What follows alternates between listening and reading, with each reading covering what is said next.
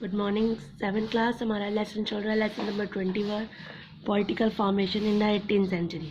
मैंने आपको बताया कि जो औरंगज़ेब के बाद आए उनको हम लेटर मुगल्स कहते हैं।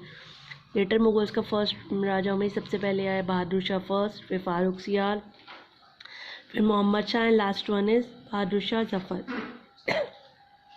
मुग़ल की वीकनेस की वजह से बहुत सारे गवर्नर्स ऐसे थे उनके जिन्होंने अपने आप को इंडिपेंडेंट घोषित किया। जिन वो स्टेट्स थी जो इंडिपेंडेंट किंगडम्स में आती हैं, अवध, बंगाल एंड हैदराबाद। आज हम पढ़ेंगे राजपूत्स। ओके, चलिए। Rajputs had been allies of the Mughal since Akbar. Rajput राजा जो हैं उनका समझौता था मुगल्स के टाइम में, खासकर अकबर के टाइम में मुगल्स के साथ उनकी फ्रेंडशिप थी। As the Mughal ruler respected, Mughal rulers जो है रिस्पेक्ट करते थे उनके स्टेटस को, उनको अपॉइंट करते थे हाई पोजीशन मुगल कोर्ट में। But they often cooperate with them. Aurangzeb several all relation with them, so they turn against the Mughal.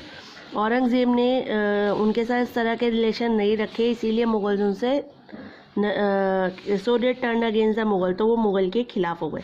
मतलब अकबर जहांगीर तक तो फिर भी मुगल्स और राजपूत्स के रिलेशंस थे फ्रेंडली, पर बाद में वो रिलेशंस ख़त्म हो गए।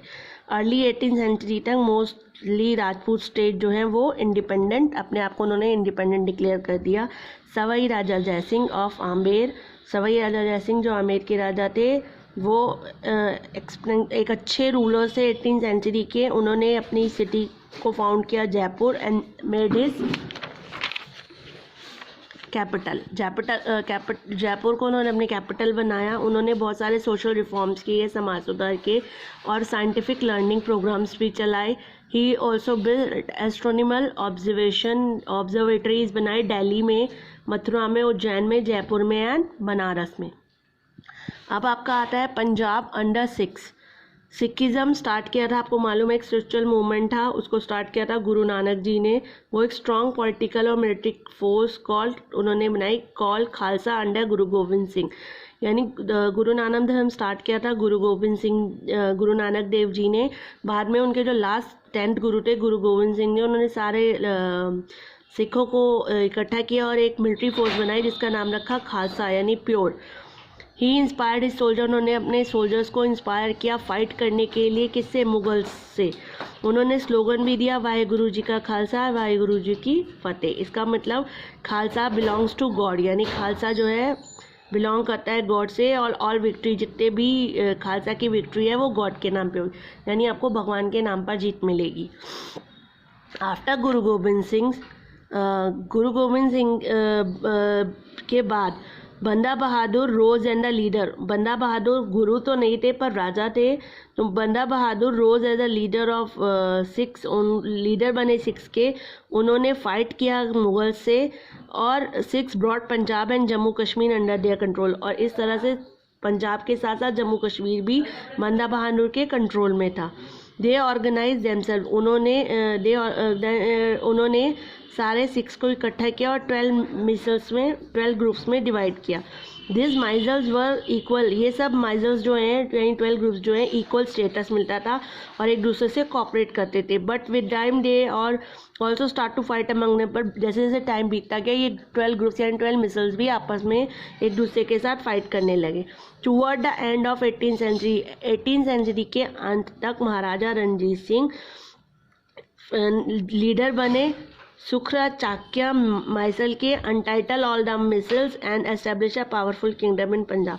महाराणा रणजीत सिंह चक्रिया मिसल के मतलब ग्रुप के लीडर बने और उन्होंने एक पावरफुल किंगडम स्टार्ट किया, और जितने भी ये माइसल्स थे उनको अनटाइटल किया, मतलब ख़त्म करके पूरा एक ग्रुप बनाया जिनको और एस्टेब्लिश किया अपना स्ट्रॉन्ग किंगडम इन पंजाब। अब आता है Mysore rose to prominence with Hyder Ali. Mysore का जो डिक्लेयर किया वो था हैदर अली, जो पहले एक ऑर्डिनरी सोल्जर था मैसूर की आर्मी में। He started his life as an ordinary soldier था वो बाद में। हैदर अली 70, 61, 82 तक बैठा और उसके अपने आप को रैंक बढ़ाया और मैसूर का डिक्लेयर करा किंग। उसके बाद उसका बेटा बैठा जिसका नाम था टीपू सुल्तान 70, 82 से 99 तक। इन दोनों ने टीपू सुल्तान और हैदर अली ने मैसूर को बहुत पावरफुल और स्ट्रॉन्ग बनाया। Both Hyder Ali and Tipu modernize, इन्होंने अपनी आर्मी को मॉडर्नाइज किया, इंट्रोड्यूस किए, नए और एफिशिएंट वेपन लाए। जैसे ब्रिटिश के थे वैसे ही इन्होंने फ्रेंच से फ्रेंडशिप करी और उनसे उनके नए नए वेपन्स खरीद कर अपनी आर्मी को मॉडर्नाइज किया। हाँ देखो ये with the help of French की मदद से हैदर अली ने एक मॉडर्न अपने मॉडर्न वेपन्स मंगा के अपनी आर्मी को बहुत मॉडर्नाइज किया। टीपू सुल्तान ने इवन मेड किया built a modern navy. Tipu Sultan ने एफर्ट किया यानी कोशिश करी एक मॉडर्न नेवी बनाई। टीपू को हम टाइगर ऑफ मैसूर भी कहते हैं। हैदर अली ने डिफीट किया ब्रिटिश को in the first Anglo war in 1769 में।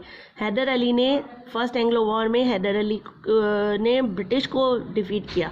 उसके बाद सेकंड एंग्लो मैसूर वॉर में उसकी डेथ हो गई और टीपू सुल्तान सीट पर बैठ गया। Tipu Sultan innovation in weapons were quite amazing for his enemy. Tipu Sultan के जो इनोवेशन है यानी जो उसने नए नए वेपन्स की खोज करी वो बहुत ही अमेजिंग थे उसके शत्रुओं के लिए। वो he had to fight continuously, वो निरंतर फाइट करता रहा ब्रिटिश के साथ। फाइनली उसकी भी डेथ हो गई फोर्थ एंग्लो मैसूर वॉर्स में एट श्रीरंगपट्टनम जो उसकी कैपिटल थी 1799 में। और इस तरह से मैसूर ब्रिटिश के कंट्रोल में चला गया। ठीक है, अब आपका आता है the Marathas were minor chieftains serving in the kingdom of Ahmednagar, Bijapur and Golconda. Marathas जो थे वो माइनर chieftains है, मतलब मंत्री से जो किंगडम अहमदनगर, बीजापुर और गोलकुंडा के राज्यों में काम करते थे। But this kingdom became week, जब ये किंगडम वीक हो गए यानी मुगल पावर हाथ से चली गई, मुगल्स का कंट्रोल खत्म हो गया, तो Maratha came to power. Marathas ने पावर को अपने कंट्रोल में कर लिया, खासकर कोंकण रीजन। और उनका लीडर कौन थे यानी उनके राजा थे शिवाजी भोसले। शिवाजी भोसले का जन्म in 1627 CE and Shivneri hill fort near Pune हुआ था। उनके फादर शाहजी राजे भोसले जो एम्प्लॉय थे, एक ऑफिसर थे आर्मी में, सुल्तान बीजापुर के सुल्तान की आर्मी में काम करते थे। शिवाजी की मदर है शिवाजी की मदर जिनका नाम था जीजाबाई। और Shivaji was brought up under the, देखो शिवाजी की टेक केयर करी उनकी मदर जीजाबाई ने और उनके गार्जियन दादाजी कोनादेव ने। ठीक है, अब है अर्ली सक्सेस। छत्रपति शिवाजी, छत्रपति यानी पूरे मराठा राज्यों को छाया देने वाले, इसीलिए उनको टाइटल मिला छत्रपति शिवाजी। छत्रपति शिवाजी ने अपना अर्ली कैरियर स्टार्ट किया at the age of 19th। उनका सपना था कि वो एक लार्ज एम्पायर एस्टेब्लिश करें।